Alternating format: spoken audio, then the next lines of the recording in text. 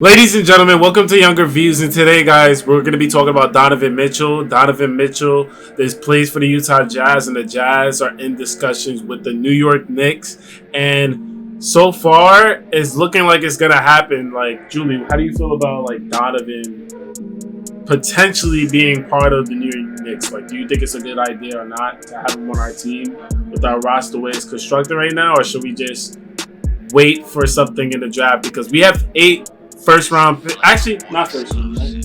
We have 8 first round picks that we can offer the Jazz. That we can offer the Jazz, but regardless of that, before we get to that, we have 8 first round picks. Do we just stay with our picks or use them to get Donovan Mitchell? So I want to know that for you. I have my answer. Well, I mean, when you said like the roster construction and that kind of thing, like, does he fit with the roster? I mean, Donovan and then he's a 2-guard that can score the ball from shooting, driving, and can play make. Every NBA team needs a 2-guard right now. If you don't have a dominant point guard, you need a dominant wing player. Whether it's a shooting guard or a point guard. And we don't, like, we have Jalen Brunson, but Donovan Mitchell, we can all agree that Donovan Mitchell's a better player than Jalen Brunson. And if you had that combo, I really think that's a deadly combo. Especially that all the New York Knicks are lefties and you have the right righty being Spider. But go. Like you said, what was it? Like, yeah, we could have a chance to get Donovan. We got these picks just to go get a player like Donovan. That's why we traded our 11th pick for 3 future firsts. That's why we didn't go out and just take the Jalen Duren. That's why we got these extra first round picks to like go after a player like him. You know, he's a CAA client, so he's one of those players that you knew they were interested in from the jump. He got one of his assistant coaches from Utah on the squad too. So yeah, I think it's a good idea. He's from New York, so you know he would want to be here. So I feel like the from New York is overrated. I don't know if it plays that much of a deal with players playing for New York. I think it's just a thing to say he's from New York. But it's like, you know, he wants to be here. I mean, I don't know. He's in New York a lot, but I don't know if that means he wants to play for them. Why not? You can only assume that, you know? He hasn't said he hasn't. I saw him just liking tweets about a tweet that was talking about. He hasn't said he hasn't because it's illegal. I mean, not illegal. I know what I'm saying. You can get fined for talking about teams. He just liked a tweet like yesterday that was about a Knicks fan asking him if he's coming to New York. He said, "We'll see." He just liked that tweet from the New York Liberty, and they were like quote tweeting. Right, so he is interested in coming to the Knicks. If he wasn't interested, they wouldn't even be having conversations with him right now. Or they would, but I feel like Donovan. I can see Donovan even saying, "Nah, I'm gonna stay. I didn't want to be in New York." Like, who wouldn't want to play for the Knicks? They're not a terrible franchise right now. Yeah, right now we're not a terrible franchise. Me personally, if you guys were watching our previous videos, I ended up mentioning Donovan Mitchell. I think, but Donovan Mitchell has been one of the players I like to watch in the NBA a lot, even though Utah Jazz doesn't come on TV as much from, East Coast, so, the games are late at night. So the only time you really get to watch them is whether it's the playoffs, if they're in it, or they're playing a really good team and it's televised on certain channels like ESPN and the NBA app. Now, I feel like Donovan Mitchell would be a really good fit. So I'm not even gonna say the positives because I'm pretty sure we all know what the positives right now for him just be on the Knicks. The only thing, you could disagree, but I felt like if Donovan has the ball, I'm only thinking about kickouts. I feel like Utah, if you look at their team, the way they're constructed, when Donovan was playing that point role in a little bit, he was able to kick out more to shooters. And right now, I don't know if we had better shooting than the Utah Jazz. How do you feel about it? If you look at our starting lineup, it would literally be Jalen Brunson, Donovan Mitchell, R.J. Barrett, Julius Randle, and Mitchell Robinson. And I feel like we'll lack shooting if we have the ball in Donovan Mitchell's hands to kick it out to players. Well, I'm going to say this about that. If we get Donovan, Julius Randle's not going to be here long term.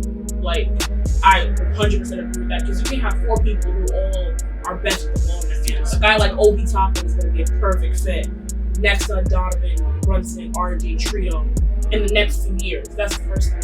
Second thing is RJ a pretty good catch and shoot 3-point shooter. He only shot 34% this year. He was at 36 for a while, but kind of tapered off at the end of the season after he came back from the ankle injury. But he's really good off the catch, and then so was Jalen Brunson, especially in the corners. So I think we would have a decent amount of shooting, and then it depends who we have coming off the bench. But I know you're saying the 4 and 5 That's what I'm spot, talking about we don't right have there. much shooting. That's a perfect example I'm talking right there.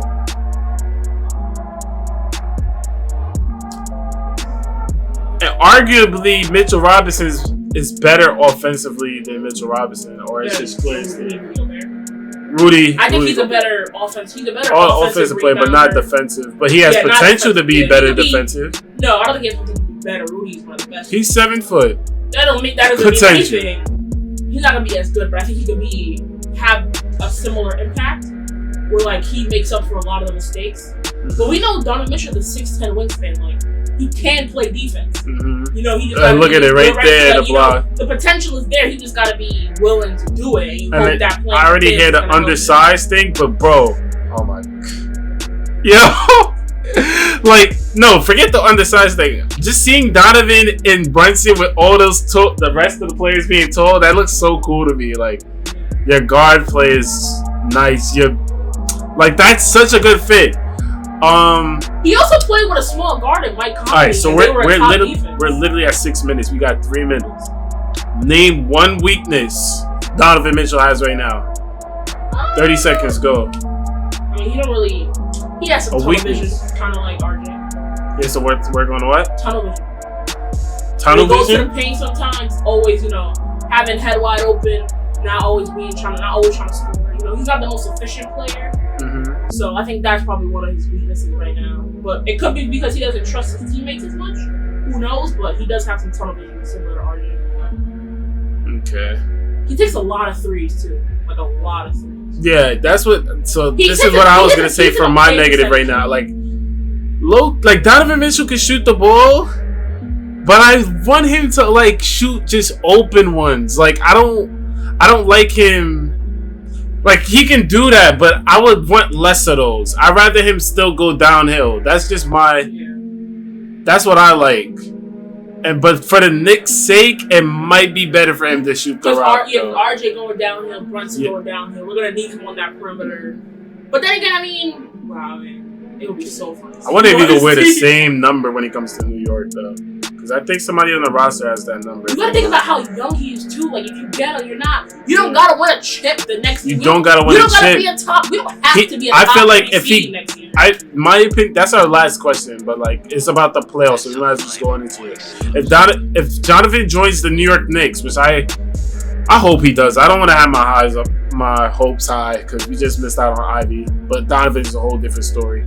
But if we was to pick up Donovan Mitchell, I feel like the pressure would be make the playoffs and win the first round. Yeah. Minimum. He do anything more than that? Oh yeah! Knicks is here to stay. At that point, it's literally just chemistry and building bench. But we have a really good bench. Probably about to be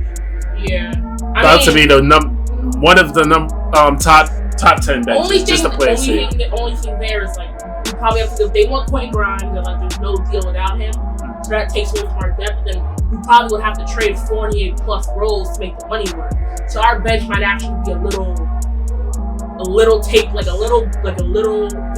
suspect for a little bit, but we're still gonna have a few assets to get some better players. But we are that downhill game, man. But a lot of teams are playing small, and I feel like teams that play small with these guards that explosive I feel like it opens up players for Donovan Mitchell, Russell Westbrook too, to be better in the paint. I don't know. Yeah, look at John Morant. Some front courts play smaller, but back courts are usually big. That's the weird thing. Back courts are getting bigger while front courts are getting smaller. Jalen Brunson. All right, so we hit the 9-minute mark. So at this point in the video, I would like you guys to tell me whether you think that New York should pick up Donovan Mitchell or just hold off on it. If you're new to this channel, make sure you hit that subscribe button, like the video, and comment down below what you guys would like to see. And peace.